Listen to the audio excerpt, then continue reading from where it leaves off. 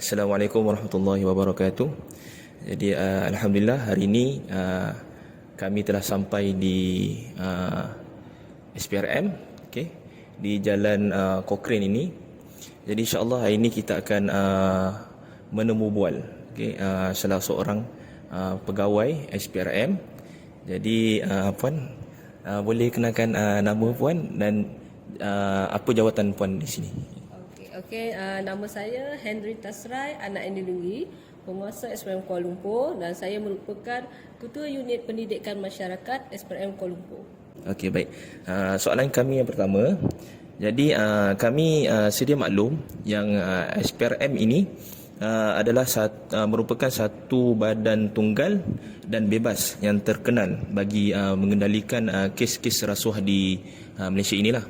Jadi ianya diperbarui pada tahun 2009. Okey, 2009 pada bulan Januari untuk menggantikan agensi sebelumnya iaitu Badan Pencegah Rasuah. Jadi saya nak tanya berapa banyakkah jabatan yang terdapat di dalam SPRM ini dan apakah fungsi setiap satu jabatan itu? Okey, untuk makluman, SPRM ni adalah satu agensi iaitu agensi untuk mementeras segala bentuk rasuah di Malaysia ini dengan telus, profesional dan adil. So untuk makluman, kita di SPRM ni kita terdapat beberapa sektor, iaitu sektor operasi, sektor pencegahan dan juga sektor pengurusan. So di sektor operasi itu kita ada siasatan, risikan, berkaitan dengan bahagian rekod dan juga bahagian analisa kewangan. So bahagian-bahagian ini dikategorikan sebagai operasi lah, sebab dia motor operasi. And then yang keduanya kita ada bahagian pencegahan, iaitu sektor pencegahan. Sektor pencegahan itu adalah seperti pendidikan masyarakat, pemeriksaan dan perundingan. Itu adalah salah satu sektor, dan kita pun ada agensi-agensi yang kita panggil agensi penguatkuasa integriti, bahagian penguatkuasa integriti agensi. Maksudnya kita tempatkan pegawai kita di agensi-agensi kementerian-kementerian sebagai pegawai integriti. Dan sektor ketiga pengurusan, motu pengurusan lah, bahagian kewangan, bahagian tadbir urus dan bahagian kita panggil profesionalisme, iaitu berkaitan dengan kesalahan-kesalahan dalaman, kesalahan-kesalahan tata tertib. Itu adalah antara satu kita punya sektor-sektor di SPRM lah. Seterusnya, soalan yang seterusnya. Okey, seperti yang kami tahu, okey, hukuman, okey, kita bercakap mengenai hukuman, okey, terhadap jenayah ataupun kesalahan rasuah ini, okey, yang mana ia hukumannya adalah penjara tidak melebihi 20 tahun ataupun denda sebanyak 5 kali ganda daripada nilai suapan ataupun 10,000. Okey. Jadi kemungkinan ini masih dianggap kurang wajar ataupun tidak setimpal untuk memberi pengajaran kepada mereka yang melakukan jenayah ini.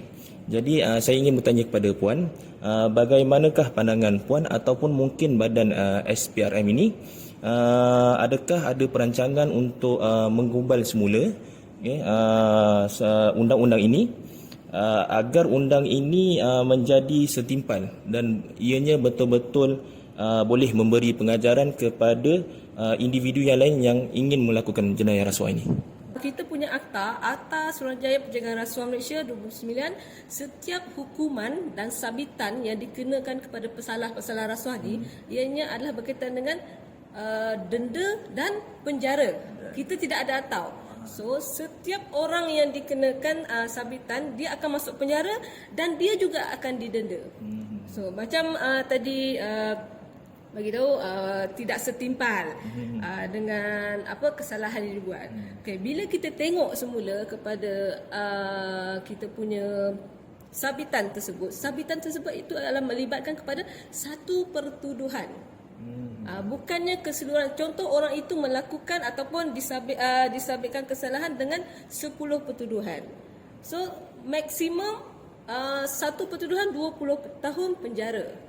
Dan nilai suapan 5 kali ganda nilai suapan maksudnya contoh kalau dia 10,000, so jadi 5 kali ganda 50,000. Minimum 10,000. Minimum 10,000 itu bermaksud kalau dia mengambil rasuah dalam bentuk 1,000, 1,000 darab 5 kali ganda 5,000. So dia akan tetap dikenakan 10,000. So maksud di sini satu pertuduhan, contoh kalau dia satu pertuduhan dia dikenakan penjara 20 tahun. Kalau 10 pertuduhan 100 tahun.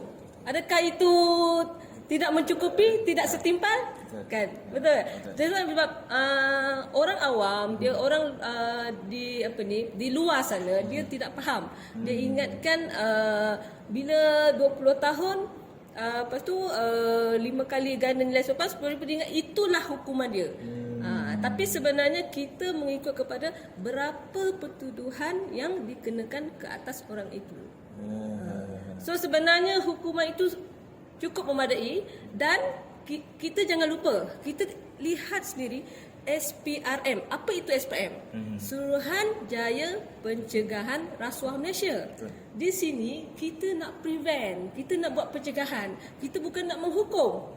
So SPRM ni dia sebenarnya kalau kita nak cegah dulu kesalahan-kesalahan rasuah ni supaya ia tidak merebak dan tidak maksudnya tidak menjadi lebih teruk lah. Bukannya kita nak menghukum orang itu. Memang kita akan hukum, tetapi kita punya ni mau tu pencegahan. So better kita prevent orang tu, kita maksudnya kita bagi teguran dulu. Contoh saya, teguran tu tidak semestinya hukuman yang kecil, itu adalah sebagai teguran. Tapi itu sebagai peringatan supaya the next so, orang yang melihat orang ini dikenakan sawitan, dia pun akan berwaspada. Sebab kesan-kesan daripada rasuah ini kita tidak boleh lihat orang itu dihukum saja. Sebab kesan itu walaupun hukumannya sikit, walaupun penjara dia sekejap, tetapi efek dia begitu orang cakap menyusuklah terhadap orang-orang yang kena dan juga ahli keluarga dan orang yang sekeliling yang kena rapat dengan dia. Sebab benda kalau kita ni telah disabitkan kesalahan rasuah, tak payah sabit, kalau kita ni ditangkap belum tentu kita ni bersalah. Apa tanggapan orang terhadap kita?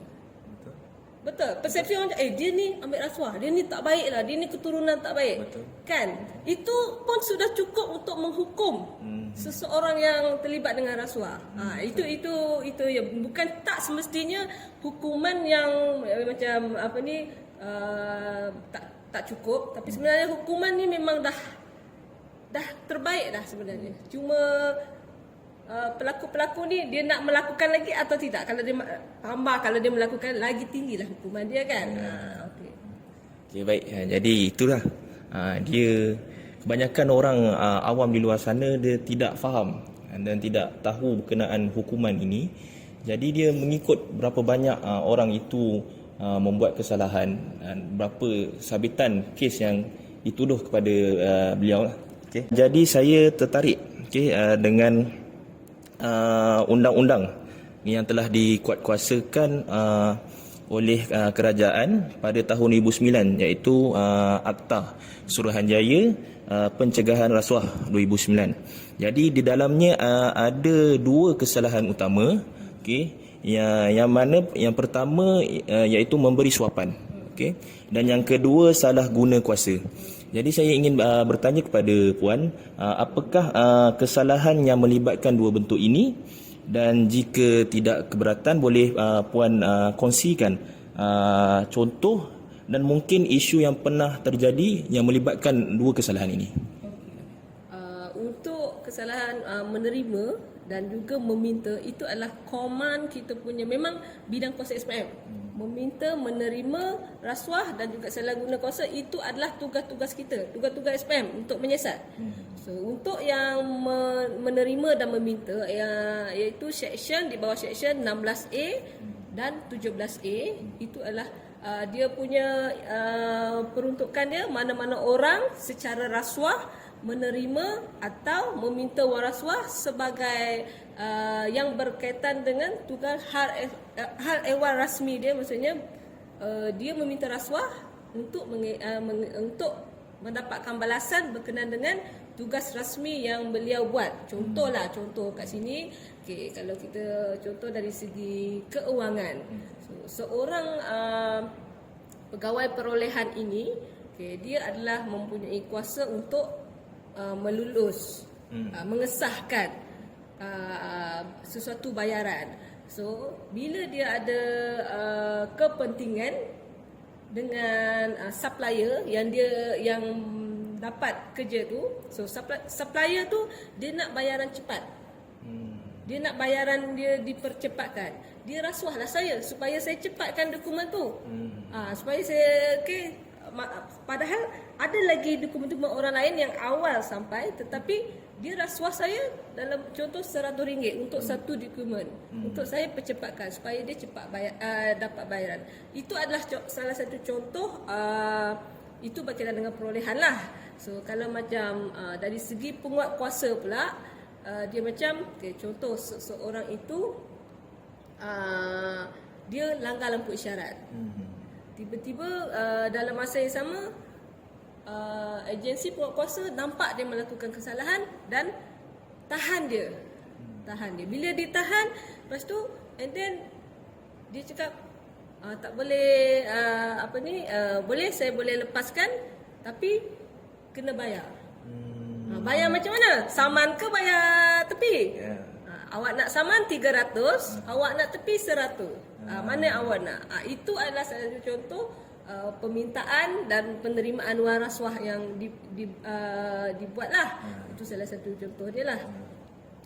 So untuk salah guna kuasa?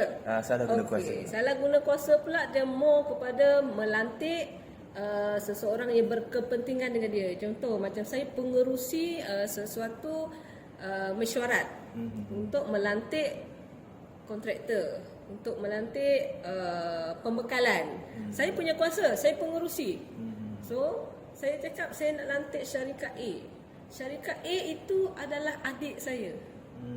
Itu adalah menjadi kesalahan. Saya menggunakan kuasa saya melantik adik saya untuk mendapatkan job dekat tempat saya. Dan sepatutnya sebagai seorang saya tidak boleh, saya kena maklumkan kepada mesyuarat adik saya terlibat dalam tender tersebut. So saya tidak boleh terlibat dengan keputusan mesyuarat ini, keputusan untuk melantik. So saya kena keluar. Itu sepatutnya dia lakukan dan bukannya ni saya lantik ni. Itu salah. Itu salah satu contoh dia lah. Okey, untuk soalan seterusnya, Puan. Okey, pada zaman sekarang ni, kebanyakan masyarakat mereka ini tidak tahu, ataupun tak tak mempunyai ilmu yang mendalam, pengetahuan yang mendalam berkenaan dengan rasuah ini. Jadi kadang mereka membuat sesuatu itu, mereka tak tahu itu rasuah sebenarnya. Jadi bagi pandangan Puan, bagaimanakah untuk kita mengenal pasti sesuatu benda yang kita lakukan itu, masyarakat yang lakukan itu mempunyai ciri-ciri rasuah ini? Okey, orang yang berrasuah ni kita tak boleh tengok secara kasar. Kita tak boleh tengok, dia pergi ambil duit, dia pergi minta duit. Dia tak akan tunjukkan pelakuan dia. So, sebagai kita masyarakat biasa ni, orang luar ni, bila kita tengok seseorang itu dia kehidupan dia macam tiba-tiba mewah. Dia pula mempunyai jawatan di dalam dia punya agensi ke, dia punya company ke, dia punya kat sekolah ke, kat mana-mana. Bila dia mempunyai kuasa ni tak semestinya dia bos, dia pengarah, dia ketua. Tidak semestinya. Kuasa ni bermaksud macam yang saya cakap tadi, dia mempunyai kuasa untuk percepatkan bayaran. Dia tak semestinya bos, dia kerani biasa, tapi dia ada kuasa sebab itu tugas dia, boleh mempercepatkan bayaran. Bila kita nampak orang tu tiba-tiba mewah, sepatutnya dia biasa sahaja, tetapi naik kereta mewah, pakaian branded, bag mahal. So duduk di tempat yang macam tidak mudah sabarlah bagi pekerjaan dia. So itu adalah salah satu ciri-ciri orang yang mengambil rasuah ataupun minta rasuah. Dan selain daripada itu juga, orang itu kalau dia bekerja, dia enggan ditukarkan ataupun tidak mahu dinaikkan pangkat. Sebab apa? Sebab dia dah selesa kat situ. Kalau dia naik pangkat, dia pergi ke tempat lain, dia pergi ke agensi lain, so dia dah tak ada dah, tak kenal dah kontraktor-kontraktor yang boleh bagi duit kat dia, yang dia boleh minta duit dekat orang tu. Itu pun salah satu dia. And then bila kita tengok orang tu, dia macam kalau jawab telefon tiba-tiba ke tepi. Kenapa nak ke tepi? Kalau kita ni bukan ni kan, boleh je sembang, tapi mungkin ada deal. Itulah contoh-contoh. Lepas tu hidup mewah, sentiasa ni tak setimpal dengan dia punya gaji, tak setimpal dengan dia punya pendapatan. Itulah salah satu kalau secara kasarnya kita boleh tengok dan boleh tahu seseorang itu terlibat dengan rasuah ataupun tidak. Okey, jadi nampak banyak yang apa ni contoh-contoh ataupun ciri-ciri yang puan beritahu tadi. Okey, sebenarnya kita sendiri sebagai orang awam ini, kita boleh mengenal pasti okey, adakah sesuatu yang kita ingin lakukan, ataupun mungkin orang datang kepada kita untuk mengajak membuat sesuatu benda. Jadi kita boleh kenal pasti adakah ini rasuah ataupun sebaliknya, adakah baik ataupun buruk. Mengikut kajian, aduan yang dibuat oleh orang awam sejak kebelakangan ini tidak begitu memberangsangkan. Okey, dan mereka ini sanggup berdiam diri dan melihat saja jenayah rasuah yang berlaku di depan mata mereka. Okey, sebagai contoh, mungkin sahaja berlaku di sekelilingnya, ataupun mungkin dia sendiri pernah ditawarkan oleh individu lain untuk melakukan jenayah tersebut. Tapi akhirnya mereka enggan membuat aduan. Jadi kita tahu sekarang, kalau ingin orang awam ingin membuat aduan, mereka perlu mengisi detail-detail mereka. Okey, jadi mungkin disebabkan itu mereka takut detail maklumat peribadi mereka ini dikongsi kepada pihak yang tak sepatutnya lah. Okey, jadi pandangan puan, apakah puan rasa prosedur membuat aduan dengan memberi maklumat peribadi ini masih relevan pada ketika ini? Okey. Untuk makluman, untuk penerimaan aduan ataupun pemberian aduan kepada SPRM, kita banyak channel. Kita banyak saluran yang kita boleh. Contoh saluran itu hadir sendiri ke pejabat SPRM. Itu salah satu, itu command lah, itu semua orang tahu. Telefon ke pejabat SPRM. And then you boleh hantar email ke email info SPRM. And then you pun boleh, kita ada portal. Kita ada portal aduan dekat SPRM, iaitu portal aduan yang mengkehendakkan kita boleh bagi maklumat kita sendiri, ataupun kita tak perlu bagi maklumat sendiri, hanya kita letakkan nombor telefon atau email kita untuk kita hubungi sahaja. Untuk kita, maksudnya hubungi bila kita tengok maklumat yang pengadu bagi, maklumat itu macam kurang jis, kurang intipati, so kita nak hubungi semula pemberi maklumat. Itu salah satu. Dan kita juga jangan lupa kita telah laksanakan iaitu Akta Perlindungan Pemberi Maklumat tahun 2010. So Akta Perlindungan Pemberi Maklumat ini adalah SPRM boleh lindung maklumat pemberi maklumat kita. Contoh, maksud saya Akta Perlindungan Pemberi Maklumat ini, bila you datang ke SPRM, you datang cakap saya ingin dilindungi di bawah Akta Perlindungan Pemberi Maklumat 2010. So bila SPRM terima, maksudnya kedatangan terima permintaan, so kita akan terima je. Kita terima. So kita akan bagi borang.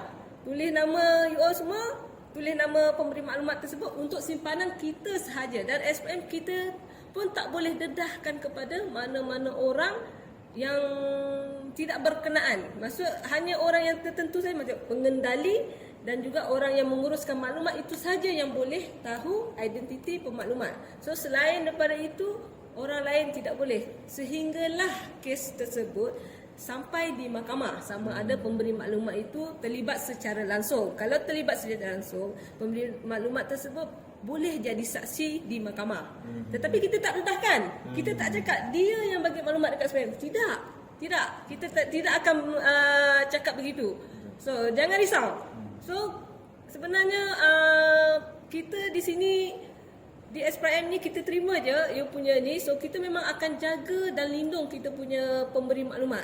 Melainkanlah pemberi maklumat kita ni bila datang ya cakap nanti lindungi saya. Tetapi bila keluar daripada pejabat SPM, di depan guard SPM selfie dan SPM, adakah dia sendiri yang mendedahkan diri dia ataupun SPM yang mendedahkan diri dia? Betul. Kan? Dia sendiri.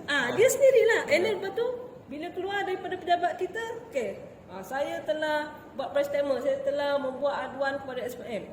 Tetapi sebelum tu tadi minta dilindungi, tapi awak sendiri yang telah mendedahkan diri. That's why benda tu ni. Tapi jangan risau, tidak pernah lagi lah kita dedahkan apa-apa identiti ataupun kita punya pengadu. So kalau orang tanya pun, itu maklumat yang kita perolehi. Itu maklumat risikan kita.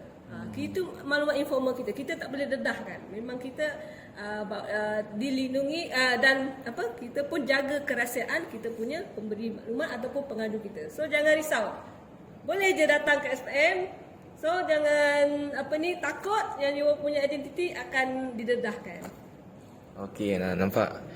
Jadi orang kat luar sana jangan terlalu risau lagi kalau maklumat peribadi sampai ke tangan orang lain. Sedangkan macam puan sendiri cakap tadi, kita sendiri yang kadang-kadang tu expose diri kita kepada orang ramai supaya kita tahu kita ni buat aduan ke apa semua kan. Jadi itulah salah diri sendiri sebenarnya. Jadi lepas ni insya-Allah kalau ada apa-apa berlaku, boleh hadirkan diri kepada pejabat SPM dan insya-Allah pihak SPM akan bantu sebaik yang boleh. Kes yang berlaku pada 2019, okey, pada bulan November, okey, seramai 2428 penjawat awam, okey, ditangkap kerana melakukan jenayah rasuah. Okey. Jadi pandangan puan, okey, apakah faktor yang mendorong golongan ini, penjawat awam ini untuk berbuat demikian? Okey. Dan puan rasa dalam banyak-banyak itu sektor mana yang paling banyak sekali buat jenayah rasuah ni? Okey. Untuk penjawat awam ni yang kita tangkap yang paling banyak lah kita tangkap. Yes, betul. Saya tak nafikan memang penjawat awam yang banyak kita tangkap sebagai pelaku-pelaku rasuah. Akan tetapi kerana apa? Sebab apa diorang ni ditangkap? Sebab apa? Sebab diorang ni mempunyai kuasa. Bila seseorang itu seperti yang saya cakap tadi, bila seseorang itu mempunyai kuasa, dia akan mempunyai ruang dan peluang untuk meminta. Dan ditambah ketiadaan integriti. Bila kita tak ada integriti, kita tak melaksanakan tugas kita seperti yang diamanahkan, jujur, telus dan sebagainya. So bila kita rasa kita ada kuasa, so kita boleh buat apa saja. Walaupun nilai sikit, contoh satu nilai tu 100, tapi bila melibatkan benda sehari 10 perkara yang kita buat, 1000 sehari. Bayangkan 1000 sehari. So macam benda itu adalah mudah untuk kita dapat duit kan.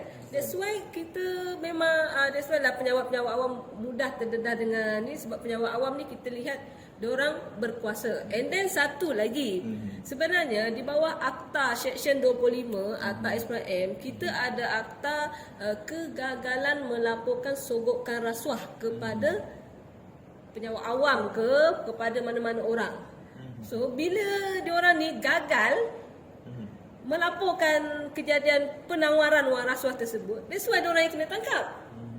Sebab diorang ni dia yang tak laporkan, and then bila orang yang dia minta pula melaporkan kepada kita, that's why kita tangkap diorang. That's why peningkatan itu salah satu dia punya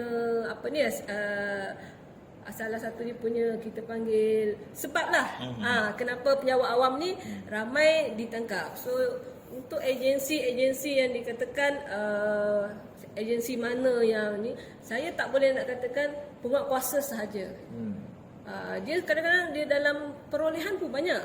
dalam agensi-agensi yang melibatkan perolehan. Cumanya penguatkuasa ni kita lihat banyak sebab dia melibatkan kes-kes macam minta saman, salah laku yang biasa-biasa macam orang tak ada lesen, yang macam immigration party, itu memang petty corruption yang kita cakap rasuah-rasuah tepi ni. Itu yang melibatkan memang banyak nampak macam penguatkuasa lah yang banyak kita tangkap setakat ini. Tapi sebenarnya ada je, cuma tak untuk yang perolehan kurang yang melaporkan kepada kita. Okey, jadi itulah antara yang puan cakap tadi, antara faktor-faktor yang kebanyakannya golongan penjawat awam ni melakukan jenayah rasuah. Jadi puan, soalan terakhir daripada saya. Okey, sejak kebelakangan ini, okey, isu rasuah, okey, saban hari menunjukkan trend yang meningkat. Okey, sebagai contoh pada tahun 2021 sebanyak 851 buah tangkapan yang dibuat, dan kemudian pada tahun 2022 pula ia meningkat kepada 909 buah tangkapan. Jadi saya nak tanya kepada puan ataupun mungkin pandangan SPRM berkenaan hal ini, mengapa boleh berlaku peningkatan tersebut? Bagi saya pihak daripada SPRM, peningkatan itu berlaku apabila kita terima maklumat dan aduan berkenaan dengan salah-salah laku rasuah ini. So kebanyakan kalau you perasan di dada akhbar, kita tangkap kebanyakan yang kes-kes melibatkan macam kes sindiket. Sindiket tu melibatkan ramai orang di sesuatu agensi tu. That's why tangkapan itu nampak banyak. Dan sesetan tu nampak banyak. Itu faktor kenapa tangkapan banyak. Walaupun tangkapan ini banyak, tidak bermakna negara kita ini tinggi rasuah dia. Kalau tangkapan tak ada, itu kita risau. Betul. Itu kita risau. Sebab apa? Sebab pelaku-pelaku ni kita tak nampak. Dan dia melakukan rasuah kita nampak. Tapi bila tangkapan ada dan banyak, itu adalah salah satu kita punya inilah cara-cara untuk kita tangkap, mengekang kes-kes rasuah di kalangan sektor-sektor seperti kalau yang macam bersindiket. Bersindiket ni berbahaya sebab bersindiket ni dia bukan ambil rasuah secara berseorangan. Dia ambil rasuah secara berkumpulan, and then diorang ada satu bahagian yang tidak sama. Maksudnya kalau untuk memproses sesuatu macam kelulusan sesuatu mesti ada level-level. Ini level penyedia, ini level peraku, ini level pelulus. Tengok dia punya tu banyaklah, ini level berapa. Contoh macam baru-baru ini kita tangkap iaitu APMM, maritim immigration dengan marine di perairan negara kita. Tengok, benda tu kita tak nampak. Betul. Sebabnya dia berlaku di lautan. Betul. So bila kita buat tangkapan, adakah kalau kita tak buat tangkapan, adakah sempadan negara kita selamat? Sebab ini dia melibatkan satu rasuah, dia melibatkan keselamatan negara. Macam ni tadi, bila penyelur depan mudah masuk, migran mudah masuk, memperdagangkan manusia mudah masuk kan. So lambatkan parti-parti dekat negara kita jadi banyak. So secara tidak langsung gejala-gejala sosial kat negara kita pun tinggi. Dia dari situlah, that's why kita nampak baru-baru ni macam tangkapan tu banyak sebab kita melibatkan kes-kes yang bersindiket dan melibatkan ramai orang lah. Itu yang menyebabkan tangkapan itu naik. Jadi alhamdulillah, banyak info-info yang kita dapat pada hari ini. Jadi puan, terima kasih banyak sudi meluangkan masa bersama kami. Semoga puan dipermudahkan segala urusan.